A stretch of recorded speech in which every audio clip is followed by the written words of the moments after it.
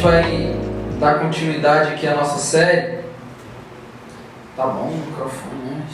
Estou me sentindo assim bem.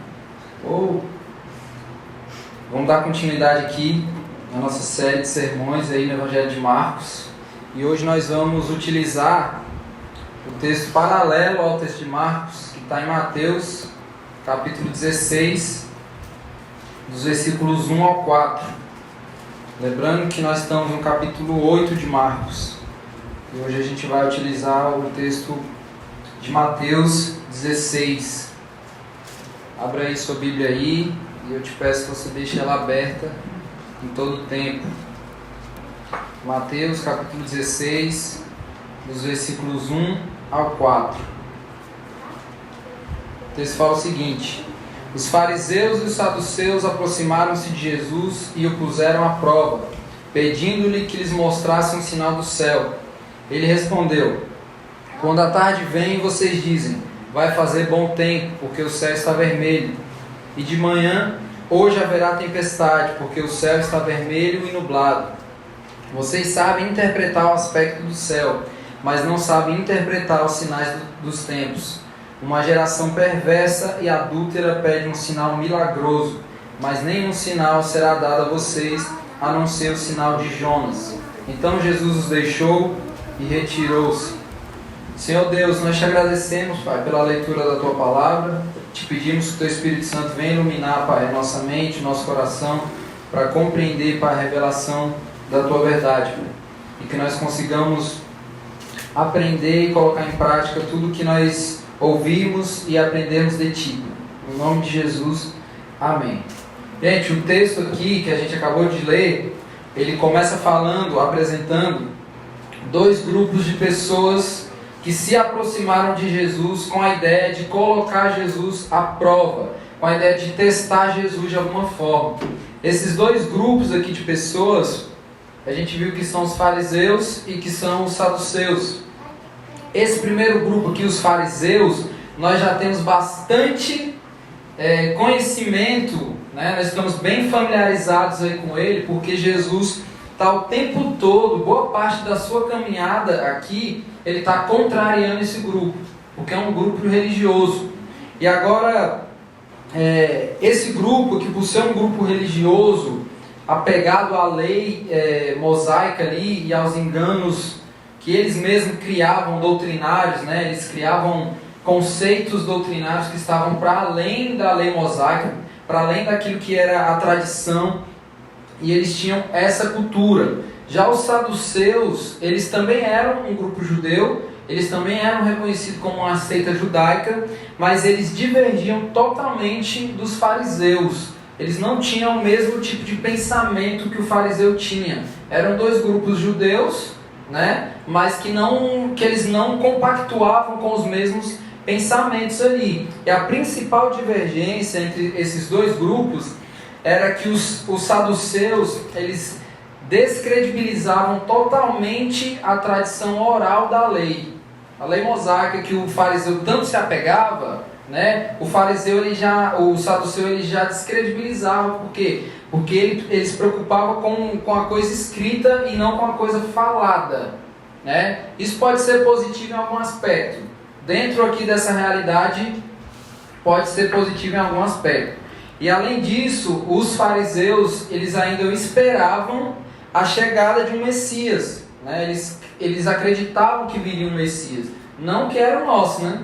Não que era o Jesus que está ali se revelando, mas eles estavam ainda esperando por um Messias. Já os saduceus não criam nisso. Eles não acreditavam que viria um Messias, um prometido que viria e ia salvar o povo. Nada disso.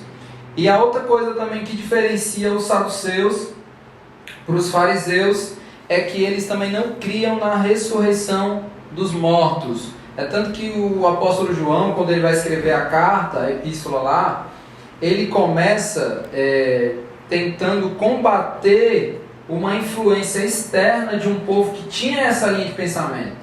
Lembra lá em 1 João, quando ele vai falar assim, ó, Deus é luz e nele não há trevas. Aquilo ali era um combate ao ensino dos saduceus, de um grupo lá de gnósticos, né, que acreditavam que na verdade que rejeitavam o ensino de que Jesus, um homem, né? Sim, a galera viu, ele era um homem, morreu e ressuscitou. Eles não criam nisso. Então, João ele combate aquilo ali falando que Deus ele é luz e nele não há trevas, porque Deus é santo e nele não há pecado.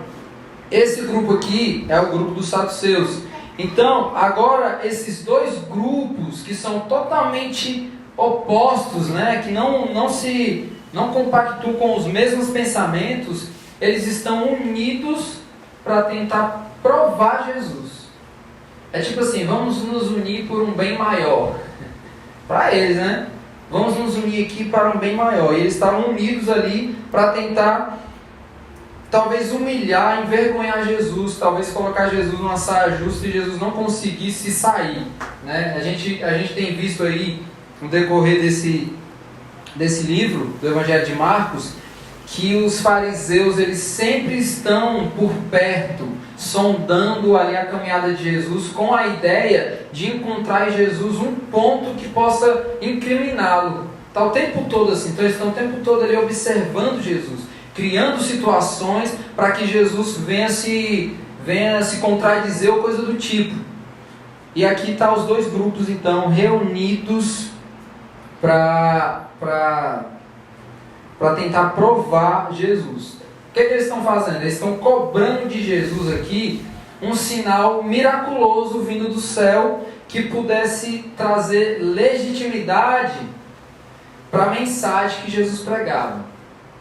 Essa é a ideia deles aqui. Isso era algo cultural dos judeus. Eles sempre esperavam algum sinal extraordinário vindo dos profetas para validar de alguma forma a sua mensagem. É tipo assim, eu não acredito muito no que você fala, eu acho que você tem que fazer alguma coisa a mais que me convença.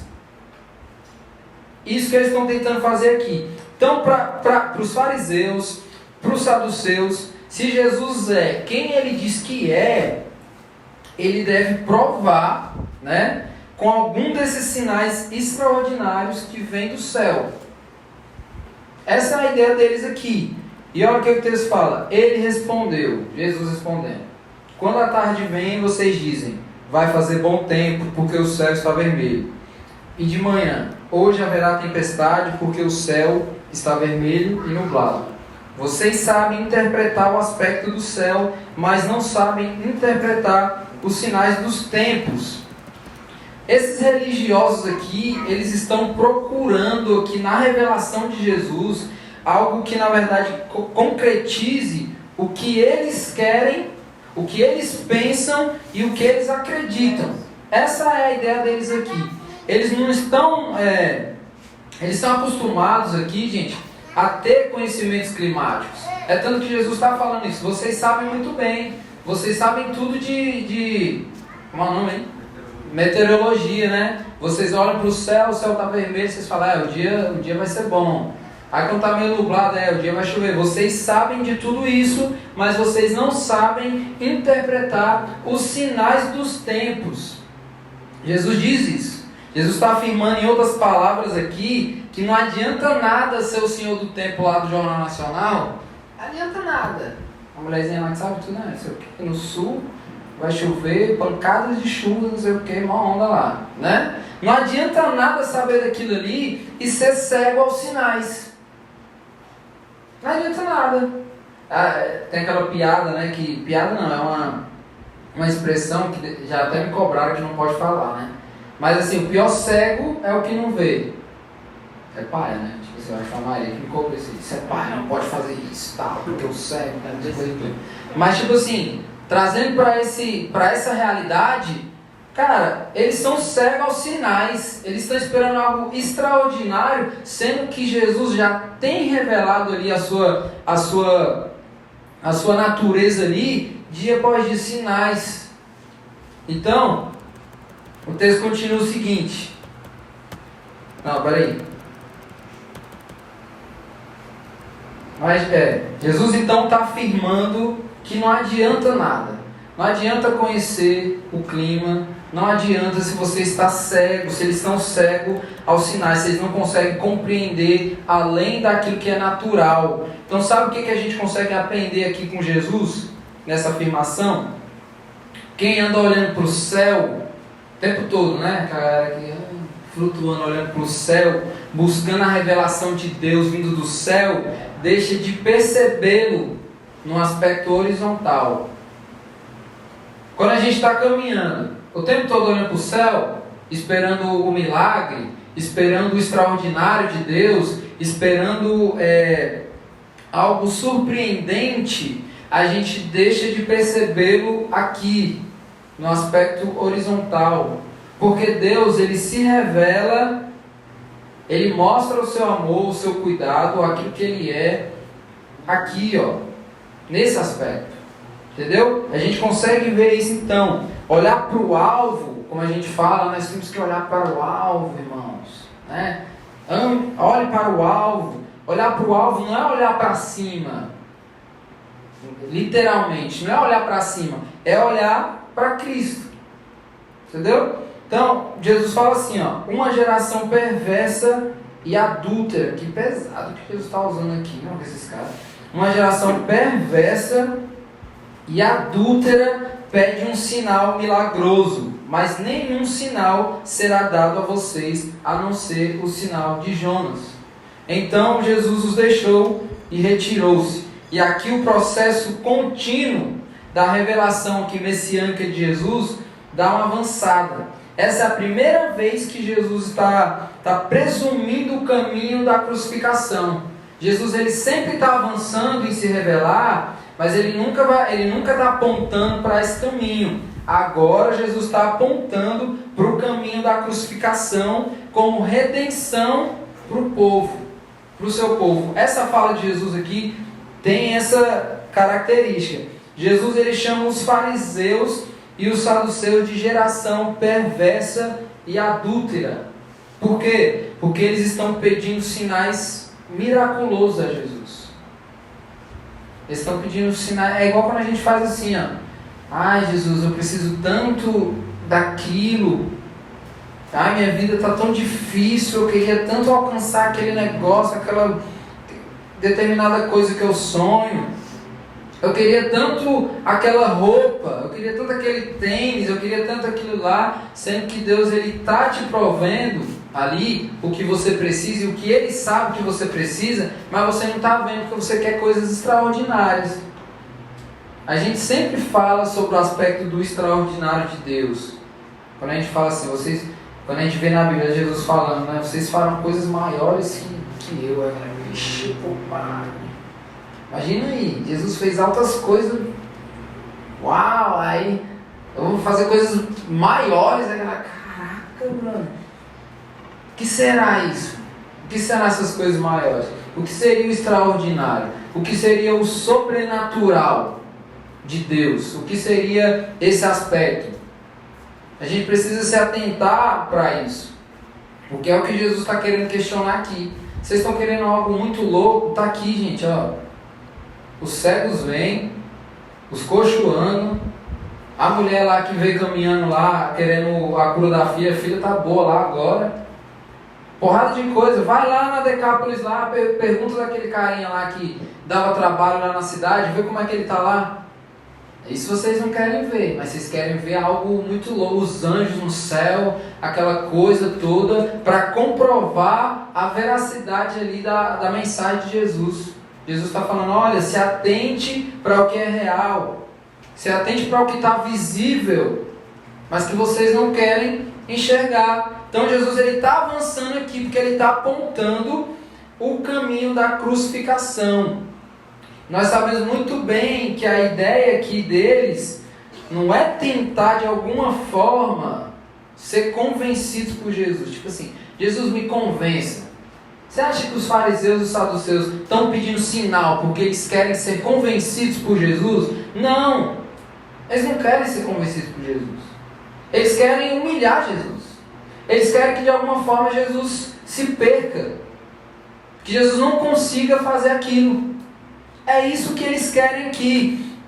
A ideia deles é essa, tentar fazer com que Jesus fale na missão dele ali. Fale, que seja humilhado, que seja desmascarado, para depois eles falarem, tá aí, falei, não é o Messias, é um falso Messias. Essa é a ideia deles. Mas Jesus diz o quê? Que nenhum sinal será dado a eles. Nenhum. É isso que Jesus fala. Primeiro porque Jesus ele não precisa provar nada para religioso nenhum. Jesus não precisa provar nada para ninguém.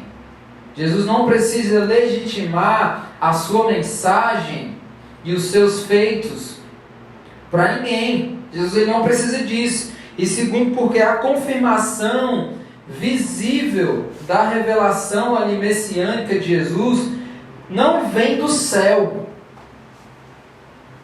No aspecto ali daquela realidade, não vem do céu. Vem de onde? Da cruz. Vocês podem esperar aí, ó. Vir algo aqui, ó. Muito doido agora acontecer aqui. O chão vai, como é? O chão vai tremer, uma onda aí, a terra vai... Não, vocês podem esperar isso. Não vai acontecer, porque o sinal vem da cruz. Essa é a ideia que Jesus está falando aqui. Nenhum sinal será dado a vocês, a não ser o sinal de Jonas. Quem conhece a história de Jonas? É o Tito conhece, gente. Todo mundo conhece a história de Jonas. Jonas ficou 3 dias e 3 noites dentro de um peixe. Baleia, tubarão, não importa não, é um peixe grande. Usei sua imaginação aí. Ficou 3 dias e 3 noites dentro de um peixe. E o Messias, o Cristo, ficaria 3 dias e 3 noites, onde para nós é o fim. A morte para nós é o fim. É ou não é? Quando a gente fala assim, ih, já era, agora morreu. Só que Jonas não morreu. E Jesus venceu a morte.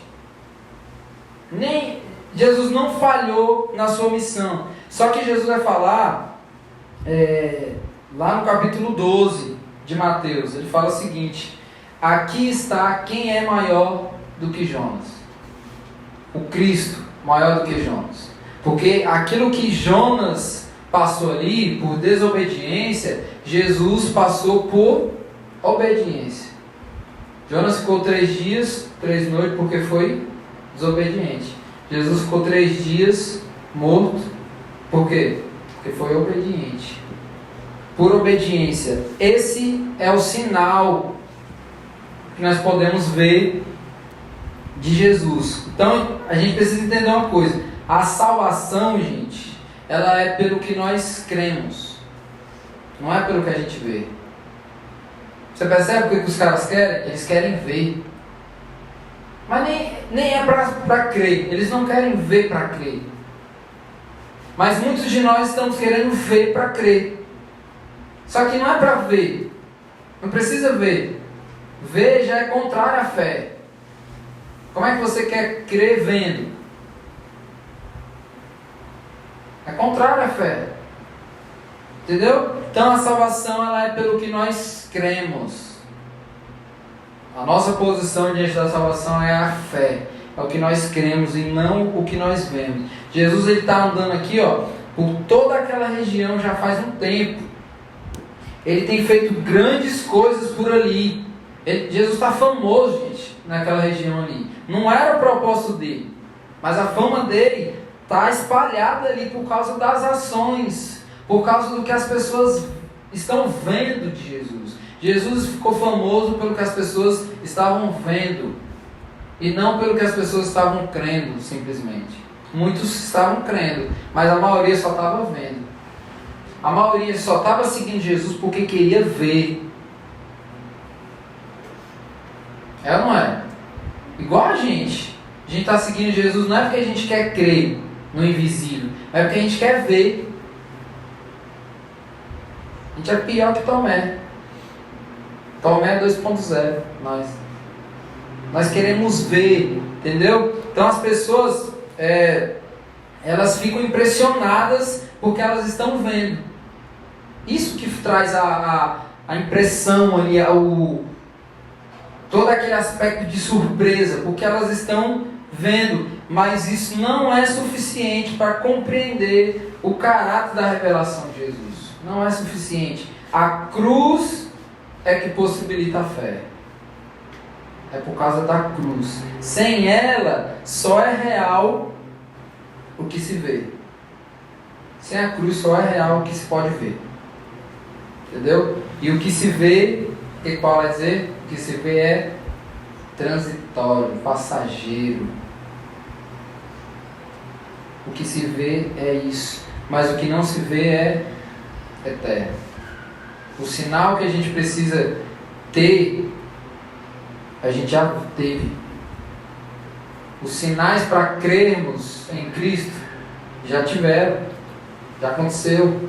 Jesus ele foi para a cruz, contrariou um monte de gente, contrariou os religiosos, contrariou uma porrada de coisa, foi para a cruz, mostrou o sinal. Mostrou o sinal. E até na cruz, se a gente for parar para pensar, só crê no terceiro dia quem vai além de ver. Porque para muitos ali é o fim. Morreu. Nunca mais nos veremos. Para muitos ali é o fim. Mas para ver além daquilo, para enxergar além daquela morte ali, temporária, só a fé. Então é a fé que é gerada através da cruz. Então uma aplicação aqui para nós, gente, que a gente precisa compreender. E eu queria que você já abaixasse a sua cabeça e a gente orar, se tivesse um momento de reflexão. Nós precisamos confiar em Jesus sem ver. Porque Ele permanece igual, mesmo que você não veja.